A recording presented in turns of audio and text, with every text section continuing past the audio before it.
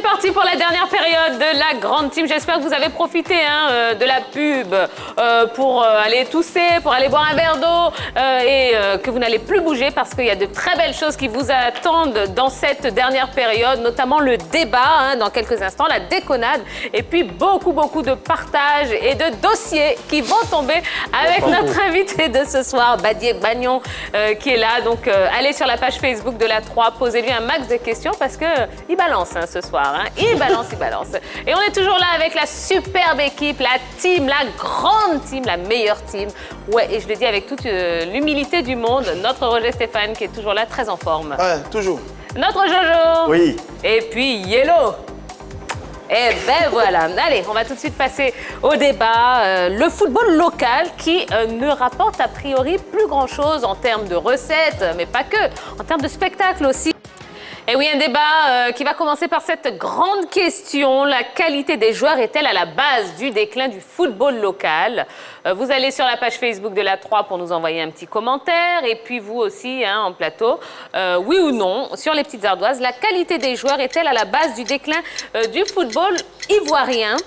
Le temps qu'ils écrivent, je vous rappelle que dans un instant, il y aura l'interview exclusive de Junior Tallo en direct. Il va avoir un petit entretien avec notre Henri Jo qui fera également son entrée sur le plateau. Allez, on lève les ardoises. Donc, j'ai du non et j'ai du oui. Monsieur Badié, expliquez-nous. Donc, pour vous, non, c'est pas la qualité des joueurs. Non, moi je dis non. Parce qu'il y a de très bons joueurs. J'ai eu le temps de les côtoyer, de jouer avec eux. Oui. De très bons joueurs, de très bonne qualité ici. Mais il n'y a pas ce qui accompagne le joueur. Il y a les moyens qui sont là, voilà, qui n'accompagnent pas les joueurs. Voilà. Il y a la qualité du terrain, voilà, très pénible à jouer ici. Voilà, il y a tout ça qui ne colle pas. Voilà pourquoi actuellement c'est pénible. D'accord. Yellow, vous êtes d'accord avec Badié Bagnon? Oui, un très bon voisin. La Côte d'Ivoire est parmi les pays africains un bon vivrier pour les talents footballistiques. Comment est-ce qu'on travaille ces talents-là? Est-ce qu'on a les mesures d'accompagnement par rapport à ces talents-là pour permettre à ces talents-là d'exploser, pour permettre à ces talents-là de se révéler? Voilà la vraie question en fait. Non, j'ai mis oui parce que c'est l'un des éléments. Ce n'est pas totalement, mais c'est l'un des éléments. Parce qu'à la vérité, on n'a plus de bons joueurs, grands joueurs comme par le passé. C'est vrai que les derniers beaux exemples, vous avez Bayo Vakoun, Togi Mel et puis le Nguessan Serge de l'AFAD récemment, qui étaient des très bons joueurs. Mais on n'a plus les joueurs, les grands joueurs, comme les Aboulaye Traoré, les Amani Yao, les Ahmed Ouattara, les Sié Donald Olivier. On n'a plus tout cela dans nos championnats aujourd'hui. Donc forcément, le niveau a baissé un peu. Et puis on n'a plus la filière étrangère. Dan Foster Kodjo, Rachidi Yekini, Thompson Olia, Ben Iroa, John Zaki, pour ne citer que cela. C'était des joueurs immenses qui faisaient partie des meilleurs joueurs du continent. Henri Oussou du Nigeria, Lasek Mozart, c'est extraordinaire. Rachidi Yekini, qui fait partie des meilleurs buteurs de l'histoire de la Coupe d'Afrique à l'Africa Sport d'Abidjan. On ne trouve plus ça aujourd'hui. Donc, ce n'est pas l'élément principal, parce que derrière, il y a beaucoup de manques, mais c'est l'un des éléments qui fait qu'aujourd'hui, notre football ne fait plus recette, parce qu'on voit au terrain, on ne voit pas du génie. Alors, certaines personnes pointent du doigt aussi le manque de moyens, mais à la vérité, est-ce qu'il suffirait d'injecter des milliards dans le football local pour qu'il soit meilleur et qu'il soit à la hauteur du football continental? Je pense que ça va booster le niveau. Moi, je pense personnellement. Voilà, si on mise, je pense que les joueurs seront déjà motivés et vont donner le meilleur d'eux-mêmes. Moi, je pense à mon avis. Ce serait le cas idéal parce que le football fonctionne avec de l'argent, avec des moyens. Comment vous voulez qu'un joueur aille sur le terrain, qu'il exploite son talent s'il a faim? Ce n'est pas possible.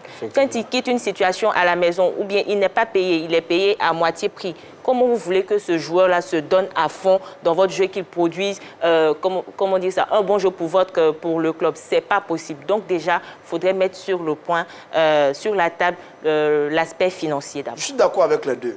C'est la solution suprême. Injecter beaucoup d'argent dans notre football pour aider nos athlètes. Quand l'Africa gagnait, l'Africa avait de l'argent. Quand la SEC gagnait, la SEC avait de l'argent. Ils ont misé. Tanda a gagné avec de l'argent, le COE a gagné avec de l'argent. On a vu tout à l'heure le classement des 10 meilleurs clubs africains. Prenons les 2 clubs de l'Afrique subsaharienne, le TP Mazembe. Mais le TP gagne parce que le président Moïse Katumbi met beaucoup d'argent. Oroya de Guinée, avec le président Soare, si je prononce bien son nom, Antonio Soare, il met beaucoup d'argent. Oroya aujourd'hui en demi-finale de la Coupe de la Confédération. C'est exactement ça. Sans moyens, on ne peut pas bâtir notre football. Donc c'est l'élément central qui permet d'entretenir les joueurs, qui permet d'entretenir les clubs et qui permet d'avoir les meilleurs joueurs de la place. À partir de ce moment-là, on fait de très bons résultats. Effectivement, moi, je lui donne parfaitement raison. Je prends mon exemple à la SEC. En 2018, le président décide de changer 98% de l'effectif. Bon, il a misé, gros. Et on a vu les résultats. La SEC fait un triplé. Vainqueur de la Coupe nationale, vainqueur de la Coupe de la Ligue champion de Côte d'Ivoire. Voilà, c'est de l'argent. Oui. C'est pas sorcier. On mise et on récolte. Une réaction sur la page Facebook. Il y a Ben Memassa Fofana qui nous dit le football ivoirien a baissé en qualité, trop de pseudo-formateurs, que la nouvelle équipe dirigeante se penche sur le niveau des formateurs de football, trop d'anarchie dans ce milieu. Vous êtes d'accord avec ça, Badié? Bon, c'est son opinion, moi je ne suis pas parfaitement d'accord avec. Il n'y a pas de problème de formation. Hein, non, il y a la formation ici, ça forme bien, mais la réalité c'est ça. Mais le secteur les joueurs ne vivent pas de l'air, ils ont faim. En réalité, les joueurs ont faim. Alors, est-ce que la gestion de nos clubs, ici, au niveau local, est adaptée aux réalités du football moderne? Parce que c'est peut-être aussi une piste à envisager, ça. Non, pas Stéphane. Du tout. Non, pas du tout. On m'a cité la SEC encore. Ouais. Bon, Badié, on m'a cité la SEC encore. La SEC, il y a un club qui fait des efforts, c'est le Football Club de San Pedro. Oui. Tous les autres là sont un peu à la traîne. Il y a le RCA qui fait des efforts aussi, qui a des grands projets. Donc, il n'y a que ces deux-là. La SEC, depuis toujours, grâce à Maître Roger Ognien, qui décidément a fait sa révolution. Et puis les autres sont à la traîne. Voilà, l'Africa, Stade, Stella, bon, c'est encore compliqué. Donc, je veux dire, les canons modernes, là, on ne les a pas avec les clubs ivoiriens. Ça aussi, c'est dommage. Et c'est la conséquence du système amateur dans lequel on est. Donc, on gagnerait tous, on en parlait tout à l'heure sur la solution, à réfléchir ensemble pour professionnaliser notre football. À partir de ce moment-là, on verra une gestion moderne au niveau de certains clubs. Jojo, encore beaucoup de réactions. Oui. Beaucoup de réactions sur la page. Il y a un Guesson Parfait IA qui nous dit non, il y a déjà la qualité qui est là. Il faut repenser le système en place, revaloriser le football ivoirien en attirant plus de sponsors, augmenter les salaires des joueurs, légiférer les conditions pour le départ d'un joueur en dehors du pays, promouvoir le football local de sorte à attirer plus de spectateurs au terrain, obliger chaque club à renforcer son dispositif sanitaire et vous pouvez compléter la liste. Hello. Je suis d'accord avec l'internaute, mais les subventions ont été pratiquement doublées il y a pratiquement 4 ans. Mais c'est la gestion qu'on ne comprend pas véritablement. Plus l'argent augmente, les joueurs, enfin, le staff technique, il n'y a pas de médecin de sport. Hier, on recevait un médecin de sport qui disait qu'à peine sont ces clubs-là qui ont un médecin de sport attitré. Tout le monde se débrouille, tout le monde travaille sur le tas. Donc, il faudrait travailler à la professionnalisation de notre championnat et mettre de l'argent là-dedans. Badié. Oui, l'internaute a totalement raison. Moi, j'ai eu la chance de passer un petit temps au Maghreb. Bon, c'est des villes où même les sociétés s'investissent. Les supporters même donnent leurs contributions. Je pense que ce genre de choses, si on copie sur le bon sens, je pense que ça va aller. Voilà. Bon, on a bien compris, on est unanime pour dire que la solution serait d'injecter de l'argent dans le football local.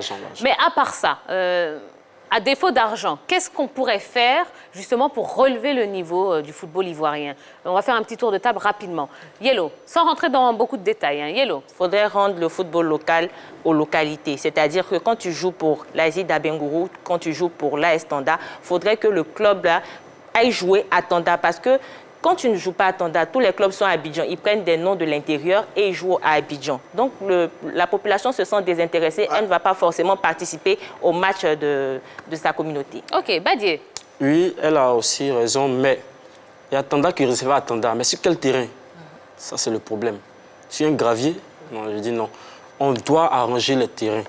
Voilà, parce que moi, je ne peux pas me voir partir jouer à Tanda. Voilà, je joue contre l'Africa aujourd'hui. Et puis, je sais qu'il y a Tanda, demain, je me prends un carton rouge. voilà, pour éviter ce match-là. Donc je pense que les terrains d'abord, voilà, les terrains sont bons. On a la concurrence des championnats européens. Parce qu'on est assis à la maison et puis on regarde Chelsea, City ou bien Real Barça, on ne fait pas d'efforts. Donc il faut rapprocher notre football des spectateurs, travers la proximité. C'est-à-dire construire de bons petits stades dans des quartiers populaires. Je vois un stade à Yopougon qui reçoit les matchs de l'Africa, il sera toujours plein. Un stade à Bobo qui reçoit les matchs de la SEC Mimosa, il sera toujours plein. Donc il faut faire ça parce que se déplacer de Yopougon à Djamé ou bien à Bobo pour aller au stade Félix Ouabagno au plateau, au Bambo, on dépense 2000 francs. Transport plus petite collation, on est à 2000 francs. C'est beaucoup pour l'Ivoirien ordinaire. Donc, si on se rapproche de l'Ivoirien, on lui évite de payer le transport et puis il a la possibilité d'aller au terrain.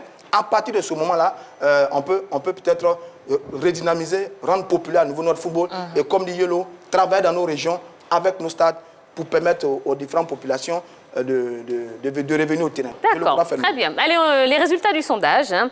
La question, donc, la qualité des joueurs est-elle à la base du déclin du football ivoirien? Vous avez répondu oui à 49,6%, non à 50,4%. Donc, bon, c'est un peu kiff-kiff bourricot, hein, comme dirait l'autre. Voilà, à vous de vous faire un avis grâce à tout ce qu'on a dit ici sur le plateau de la Grande Team. Allez, il est l'heure d'appeler notre Henri Jo interplanétaire. Et Henri Jo, va faire quelque chose de très sympa aujourd'hui. Oui. On va prendre des nouvelles de Junior Tallo. Bonsoir Henri Jo. Bonsoir Tia, bonsoir tout le monde, bonsoir Roger Stéphane. Zao Baozeng. Ouais, bonsoir. Bonsoir, frère. Les grands tournois Yopougon. Hein. Ouais, toujours. Je connais bien. L'Inter. Interplanétaire. Allez. Capitaine de la Grande Team. On va appeler Junior Tallo. Alors voilà, donc le sportif en confinement aujourd'hui s'intéresse à Junior Tallo. On va avoir cet entretien avec l'éléphant d'Afrique 2015 qui nous attend. Alors, salut Junior Tallo. Salut à toute l'équipe de la Grande Team. Salut. Donc voilà, salut à tout le monde. On le sait, vous êtes en France. Alors, comment vous vivez ce confinement, seul ou en famille? Je le vis en famille. C'est pas facile pour tout le monde.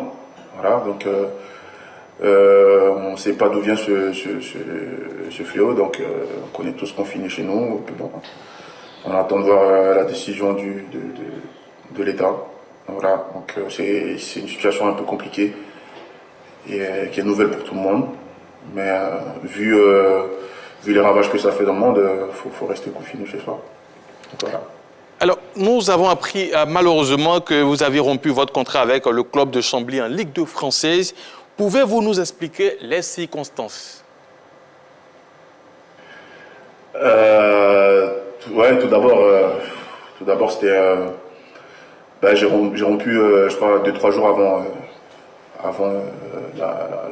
le confinement, avant l'annonce officielle du confinement.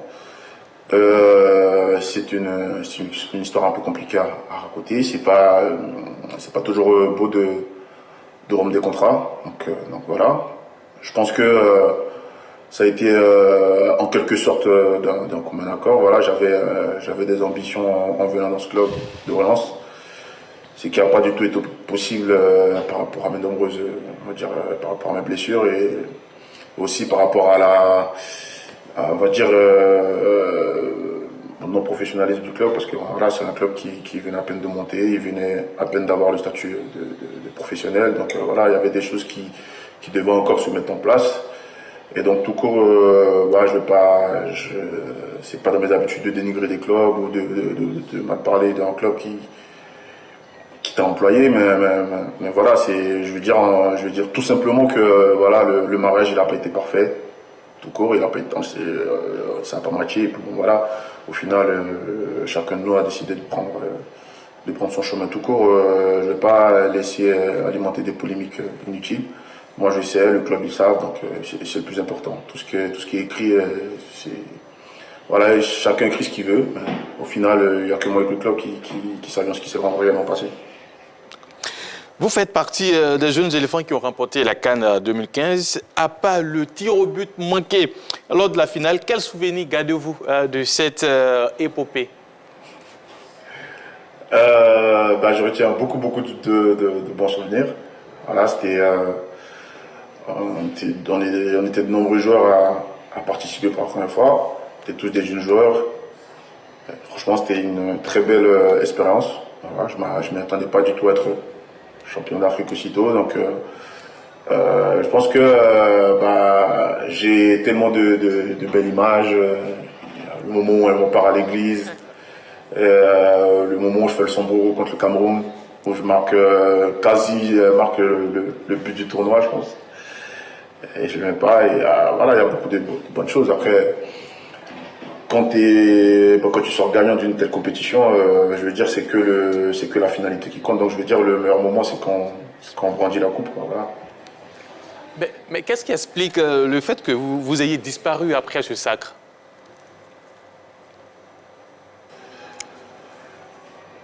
Je pense pas que ce soit une disparition. Après, je pense qu'il y a un timing. Je suis parti, comme vous le savez, avec l'entraîneur avec qui j'ai été champion. Donc, on est parti dans le même club. Après, je pense qu'il y a eu certainement une incompréhension. Voilà, c'est ce